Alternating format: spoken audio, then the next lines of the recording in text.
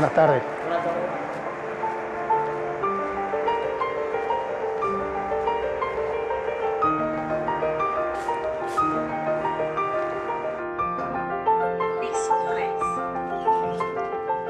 Qué década extraordinaria la de 1930, de cambios profundos, políticos, sociales. Y sí, porque es un cambio de fin de un periodo de la historia económica argentina y política, el comienzo de uno nuevo, y desgraciadamente cuando el país más necesitaba la democracia para resolver los conflictos, se vinieron abajo las instituciones. Y además la caída de las exportaciones de los productos agropecuarios argentinos por la crisis de 1930 va a provocar el crecimiento del sector industrial a través de la sustitución de importaciones.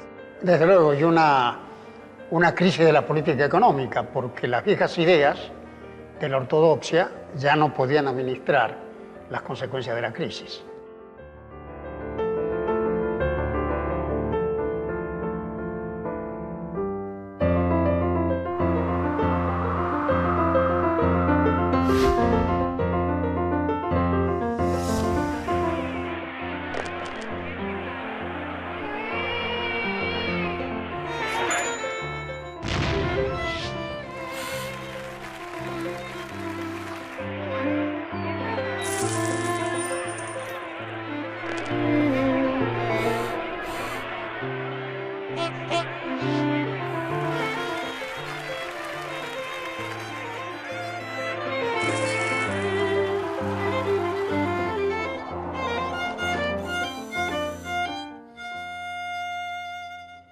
¿Por qué la crisis del 30 tuvo tanta importancia en la historia argentina? ¿Cómo comienza la industrialización sustitutiva de importaciones?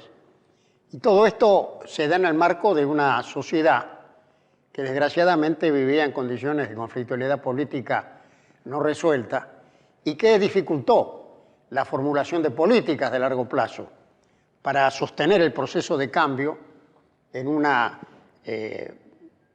paz, digamos, política y convergencia de los actores creativos de la sociedad que permitieran iniciar procesos de acumulación de largo plazo. La crisis tiene su origen en la caída de la Bolsa de Nueva York, en 1929. Luego se traslada a la economía de todo el mundo, se cierra el comercio mundial. Al no haber compradores, caen los precios de las materias primas. La economía argentina era entonces totalmente dependiente del comercio internacional. Su mayor fuente de riqueza era la exportación de productos agropecuarios. Con la crisis, Argentina exporta menos y a menor precio. Por lo tanto, la entrada de divisas al país disminuye significativamente, dejando un saldo negativo en la balanza comercial. Por este motivo se hace imposible también sostener el ritmo de las importaciones, que caen un 30% en la década de 1930.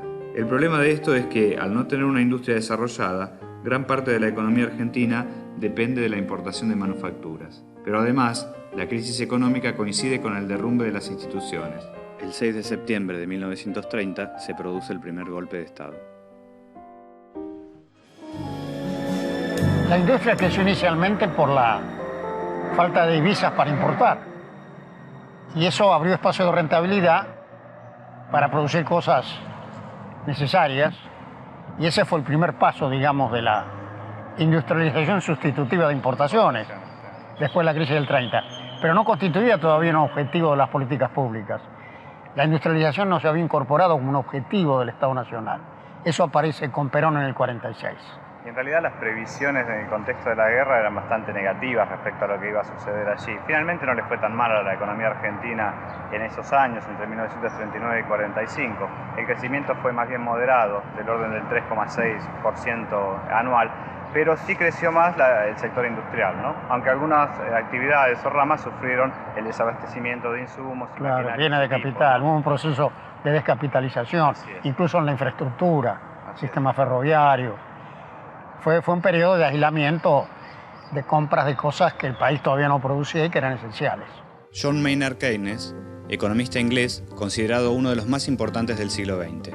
La teoría keynesiana surgió como respuesta a la Gran Depresión de los años 30, proponiendo una política donde el gobierno interviene en la economía en momentos de recesión, aumentando el gasto público y estimulando la demanda, aunque ello implique un incremento del déficit fiscal. Las teorías de Keynes pronto se aplicaron en muchos países del mundo. Argentina no fue la excepción. Un ejemplo de estas medidas son las juntas reguladoras de granos, de carne, de algodón, de yerba mate, creadas entre 1932 y 1934 por el gobierno de Agustín Pedro Justo. Las juntas tenían facultades para fijar precios, controlar la elaboración y la comercialización en cada una de esas áreas. De esta manera el Estado controlaba o promovía distintos sectores de la producción. Mediante los controles de cambio, el gobierno de Justo monopoliza la compra y venta de oro y divisas extranjeras. Debido a la gran escasez de divisas que había para pagar la deuda e importar los bienes de primera necesidad, era necesario administrar muy estrictamente las divisas disponibles e impedir la especulación. Y para tener un mayor control de la política monetaria y cambiaria, en 1935 se crea el Banco Central. A esto se suma una política fiscal que incluye nuevos impuestos para compensar los que tradicionalmente se cobraban a las importaciones. Y no solo eso, sino que además se aplican, por ejemplo, los controles de cambio. Como había una gran escasez de divisas para pagar la deuda y además para importar las cosas que antes se importaban, era necesario administrar muy estrictamente las divisas disponibles. Y aparecen entonces los controles de cambio simultáneamente con las medidas que usted acaba de recordar. Y además hay una reforma impositiva muy importante, como por ejemplo la creación del impuesto a los réditos, que permite compensar la caída de los impuestos que se cobraban antes por las importaciones. Sin duda. También se crea el Banco Central en 1935, con lo cual se tiene un instrumento para hacer la política monetaria, y su primer gerente general fue Raúl Prebisch, que fue precisamente no solo un innovador en el manejo de la política económica, sino también de las ideas, porque paralelamente con la renovación teórica promovida por Keynes, Prebisch estaba promoviendo ideas que incorporaban además no solo la reactivación, sino también el desarrollo económico como un tema fundamental. Ahora, estas ideas lo que permiten finalmente, y las prácticas de estas políticas, es consolidar a los sectores dominantes de la Argentina tradicional y además ajustar de algún modo el comercio exterior de la Argentina a las necesidades británicas o del comercio británico. Sin duda, porque digamos, el modelo fue conmovido, el modelo agroexportador con la fuerte concentración de riqueza y del poder económico fue conmovido por la crisis. Estas medidas del Estado trataron de sostener el modelo en las nuevas circunstancias, pero subsistía la idea de una Argentina periférica asociada a la potencia hegemónica, que era Gran Bretaña. Es decir, esto no formaba parte de un replanteo de la política económica argentina, sino más bien una adaptación del sistema establecido a las consecuencias de la crisis. Y el pacto Roca-Runciman termina por consolidar Es el ejemplo probablemente más notorio de esta tentativa, digamos, de los grupos hegemónicos de preservar la relación privilegiada con la potencia hegemónica.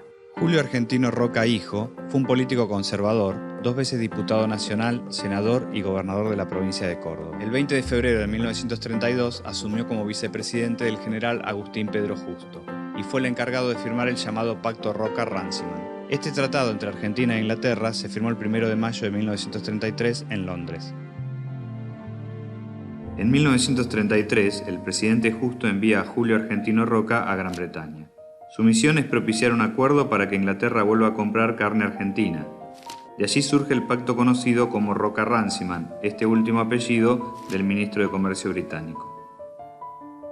A cambio de una cuota de carne que Gran Bretaña se compromete a comprar, Argentina hace una serie de controvertidas concesiones. Le vende la carne a un precio menor que los demás proveedores.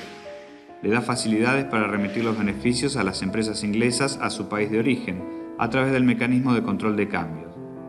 Le da ventajas arancelarias y además otorga la concesión de todos los medios de transporte público de la ciudad de Buenos Aires a una empresa inglesa llamada Corporación del Transporte.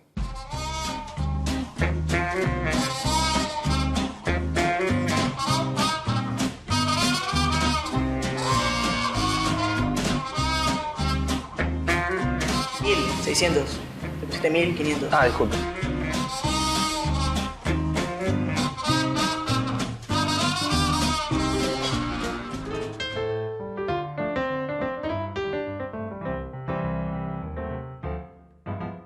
Finalmente el Senado no aprobó el Plan Pinedo, que incluía algunos cambios de rumbo interesantes en la política del régimen conservador. En 1940, Federico Pinedo, tras haber sido designado ministro de Hacienda del presidente Ramón Castillo, propuso un plan de reactivación económica como salida a las dificultades que generaba la guerra mundial a la economía local. El plan tenía un triple objetivo. Por un lado, insistir en la compra de cosechas por parte del Estado para sostener el precio de las mismas. En segundo lugar, estimular la construcción pública y privada, por su efecto multiplicador sobre muchas otras actividades de la economía. Y finalmente, incentivar la producción industrial. La idea fundamental era activar la demanda interna y sostener una política de sustitución de importaciones. El 4 de junio de 1943 se produce el golpe que derroca al presidente conservador Ramón Castillo y da fin a la década infame, ¿no? En ese golpe, en el grupo de oficiales unidos, participa Juan Domingo Perón como coronel. El gobierno militar que se instala después del golpe de Estado, en el marco de la emergencia de la guerra, comienza a adoptar una serie de medidas que después profundizaría el general Perón cuando llega al poder. Entre esas medidas figuró la creación del Consejo Nacional de Posguerra para coordinar precisamente las acciones del sector público en una situación tan crítica como era la guerra mundial y el impacto que tenía sobre la economía argentina. Durante la crisis del 30, las viejas ideas de la ortodoxia no pudieron resolver la crisis. Y en ese escenario de vacío teórico surgió un gran pensador, el profesor John Maynard Keynes, profesor de la Universidad de Cambridge, que planteó que era indispensable la intervención del Estado, a partir del gasto público y de otras medidas, para reactivar la demanda, porque el sistema por sí solo no recuperaba las posiciones de equilibrio. Ese mensaje tuvo una enorme repercusión en el campo de la teoría y también en la política económica. En los Estados Unidos, en la misma época, el presidente Roosevelt comenzó a aplicar una serie de medidas de reactivación que se conocieron como el New Deal, el nuevo trato, precisamente para reactivar el empleo y sacar a la economía norteamericana de la profunda depresión en la cual estaba sumergida. Industria Metalúrgica y Plástica Argentina, IMPA, es una fábrica con larga trayectoria. Comenzó a producir aluminio y plástico en la década de 1930. En 1947, durante el primer gobierno de Perón, fue integrada a la Dirección Nacional de Industrias del Estado, DINIE. Aún conserva en funcionamiento maquinaria de esa época. Perón inicia su presidencia en 1946, en un momento en que buena parte de la sociedad argentina reclamaba mayor equidad y justicia, y en un mundo en el cual el Estado estaba adquiriendo una fuerte participación en todas partes, principalmente en los países que habían sido beligerantes. El peronismo combina una mayor intervención del Estado y el apoyo a la industria con una política salarial favorable a los trabajadores. Esto amplía el mercado interno y el consumo, y es lo que permite el crecimiento del sector manufacturero.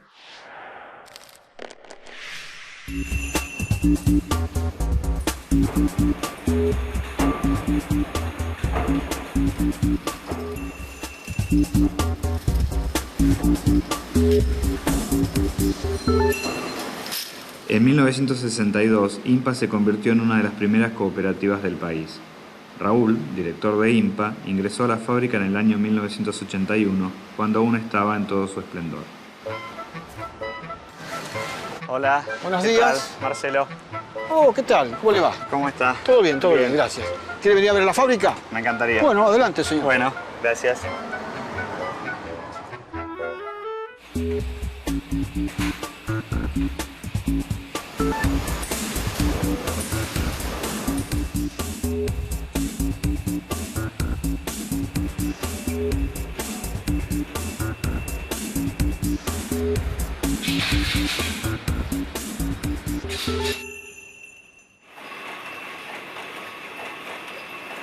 Raúl, ¿por qué no me cuenta un poquito cuando usted entró y qué se hacía en ese momento en la fábrica?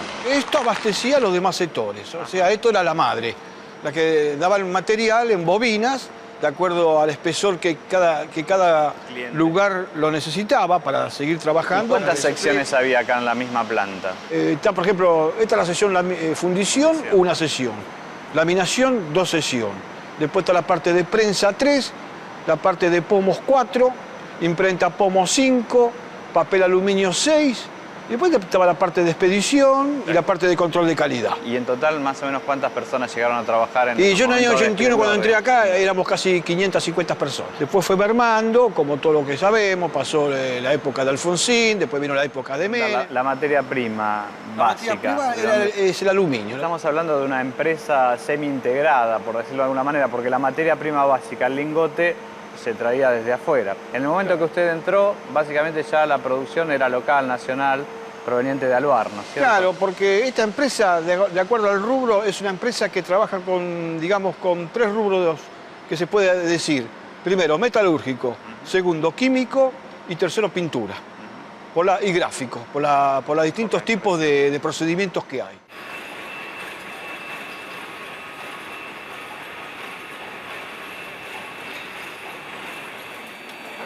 ¿Es cooperativa desde cuándo? Del año 62. Es una de las primeras cooperativas Una de las industriales primeras, la Argentina, claro, ¿no? claro. Al principio estábamos afiliados a la UOM, después nos defendíamos solos, no había problemas acá porque todo, es como el dicho, ¿no? Todos tiran para uno. Esta empresa había pertenecido anteriormente a la Dirección Nacional de Industrias del Estado, a la DINIE. Claro, DINIE, desde claro. la época del peronismo. Claro, de acá salieron componentes para los aviones Pulqui. Todos los componentes se laminaban acá. Del mismo aluminio salían las alas. Del mismo Pulqui las alas salieron de acá. El cuerpo, el fuselaje, todo eso salió todo de acá. Menos el motor. Perón ha dicho, ya fabricamos hasta el último tornillo del avión. Construcción del Pulqui, la más extraordinaria expresión de la aeronáutica justicialista. Ahora a su prueba consagratoria.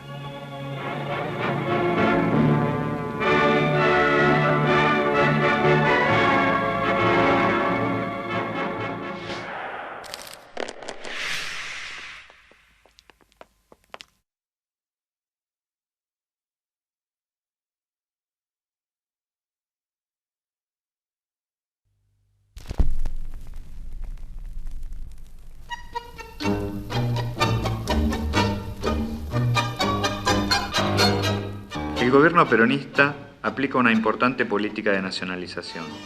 Se estatizan algunos servicios públicos, los ferrocarriles, los teléfonos y también algunas actividades fabriles.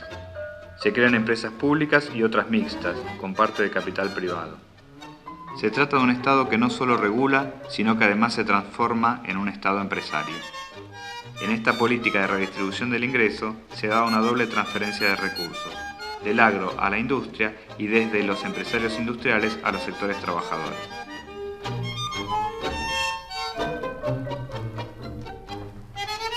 Hola Aldo, ¿qué tal? Hola Marcelo, escucha este tema, este gran tema de la década del 40, que fue una época extraordinaria en la historia del tango. Con el peronismo se producen ciertas transformaciones de la estructura productiva argentina, el empleo y la distribución del ingreso. Se trata de un cambio social significativo. Una de las medidas claves es la creación del Instituto Argentino para la Promoción del Intercambio en 1946, el IAPI. Esta institución tiene el derecho exclusivo de manejar la casi totalidad de las exportaciones e importaciones del país. Controla y monopoliza el comercio exterior. Realiza todas las compras de las cosechas y de la producción ganadera y las coloca en el mercado internacional. Luego transfiere parte de los pagos recibidos por esta exportación a la industria a través de las importaciones de insumos y equipos. Las políticas del gobierno de Perón provocaron un gran impulso a la demanda interna, al empleo, al crecimiento, y efectivamente la industria creció fuertemente, porque la sustitución de importaciones ahorraba divisas por un lado, pero por el otro lado generaba nuevas demandas de maquinarias, equipos, insumos y materias primas. Por otro lado estaba la compra de los servicios públicos nacionalizados. En una primera instancia se usaron las reservas acumuladas durante la guerra, pero poco a poco era indispensable generar capacidad de pagos externos para poder sostener la viabilidad del modelo. Sí, no obstante, los años de expansión y de bonanza económica de la economía peronista fueron bastante fugaces. Ya a fines de 1948 comenzaron a manifestarse los primeros problemas en el sector externo, en la balanza comercial y también en el frente interno con la aparición de la inflación, o una inflación ya más importante. El tema era que la industria demandaba muchas divisas para funcionar, pero no las producía, y las divisas provenían del campo. Digamos, el estrangulamiento externo por la falta de divisas se agrava por esta situación del campo y revela la vulnerabilidad del modelo. Es decir, que no era sostenible un modelo de industrialización sin resolver simultáneamente la restricción externa. Y en ese contexto se ensaya el plan de estabilización de 1952 que conduce Alfredo Gómez Morales, que había reemplazado a Miranda al frente del Banco Central. Claro, porque sucedió naturalmente que en esta mejora de los sectores asalariados en la distribución del ingreso, comenzaron a surgir conflictos distributivos graves. Y en la medida en que la economía empezó a tener problemas de crecimiento, este conflicto se fue expresando en la tasa de inflación, que aparece como un problema en esa época y que se mantiene durante un prolongado periodo, a tal punto que en el siglo XX la Argentina tuvo récord mundial de inflación. Es decir, más allá de estos problemas económicos que estamos hablando, Marcelo, estaba el tema de la sociedad dividida, peronismo-antiperonismo. Y ese conflicto insalvable culmina con el golpe de Estado y el inicio de una nueva etapa política, no tanto económica, porque en definitiva algunos rumbos que se tomaron bajo el gobierno peronista se mantuvieron hasta el 76, hasta el golpe de Estado del 76. Y allí sí se produce un cambio de rumbo dramático y trágico. La inflación es una enfermedad que obedece a muchas causas. La Argentina tuvo el siglo pasado, el siglo XX, el récord mundial de inflación, por la convergencia de muchos factores, el desorden económico, los golpes de Estado, las crisis de balance de pago, las devaluaciones masivas, el conflicto social. De tal manera que este fue un mal endémico durante mucho tiempo en la Argentina. La falta de divisas producida por la incapacidad de exportar los bienes agropecuarios revela la vulnerabilidad del modelo. Es decir, demuestra que no es sostenible un modelo de industrialización si no se resuelve simultáneamente el problema de la balanza comercial. En ese contexto se ensaya el Plan de Estabilización de 1952 que conduce Alfredo Gómez Morales desde el Banco Central. Se trata de un plan de ajuste que implica una decidida vuelta al campo y un repliegue de la política salarial de Perón. Se fijan los salarios para bajar el consumo y aumentar los saldos exportables, y también para atacar la inflación. El plan resulta bastante exitoso. La balanza comercial empieza a ser nuevamente positiva y se contiene la inflación. Y sobre la base de ese éxito se empieza a diseñar una nueva estrategia económica que va a plasmarse en el segundo plan quinquenal a partir de 1953. El proyecto industrialista de Perón provocó un cambio muy profundo en la economía argentina y muy importante. Y al mismo tiempo sus limitaciones demostraron que faltaban condiciones básicas para que ese proceso se consolidara a largo plazo y terminara conformando una economía industrial moderna, abierta, competitiva, de una ancha base agropecuaria, pero con un poderoso sector industrial.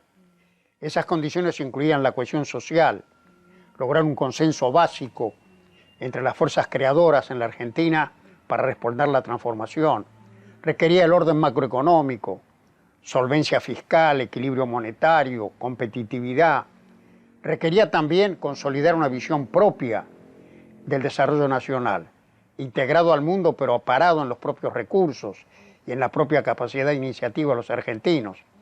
Y todo esto requería también estabilidad institucional de largo plazo, porque una sociedad en transformación es una sociedad conflictiva, en la cual hay continuamente conflictos y hacen falta reglas para transar los conflictos.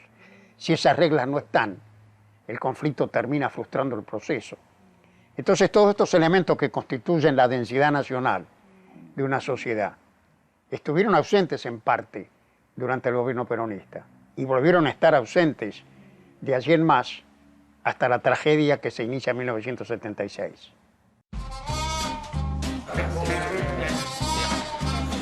Abanico y arriba la mesa. Abanico ellos y arriba la mesa. Y ahí yo, tú. Bien. Vamos.